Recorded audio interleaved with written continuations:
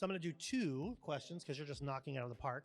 Both of these are about trauma. They're slightly different, but I think they're similar enough you might be able to address them together. First question is, how do we heal from betrayal trauma if you're no longer in a relationship with the betrayer and can't process anything that happened together? The second one is, what if your partner is keeping you in the trauma, flight, or fight mode? How do you lean on them to heal? So one is no person there, and the other one is one that's attacked. So let's start with when the person is not there. You can still absolutely heal. It is the same process, just without the partner. You say, well, this whole thing, you've talked about doing it together. I know. But here's what still has to happen. You have to make sense of your story. You got to face your story. Maybe you don't know it all, but you're going to take what you do know and you're going to start doing the hard work of asking, what does this mean? What does this mean that this is what I do know? What does this mean that this is my experience?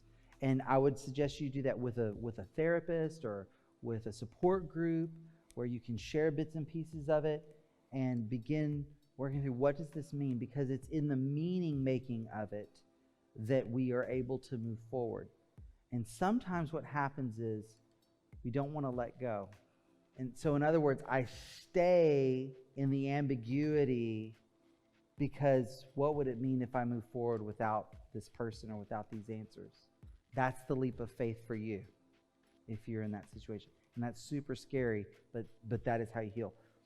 The second one, the partner's there but keeping you in fight or flight, I'd want to know why. Because you can't have, and if you do go to this, one of the free webinars is on couple-centered recovery, and it's just an overview of that model, and you'll see there are 3 phases: safety and stability, grieving together, and then revisioning the relationship. You can't grieve if you don't have safety and stability. So if you're staying in fight or flight, where's the lack of safety and stability coming from?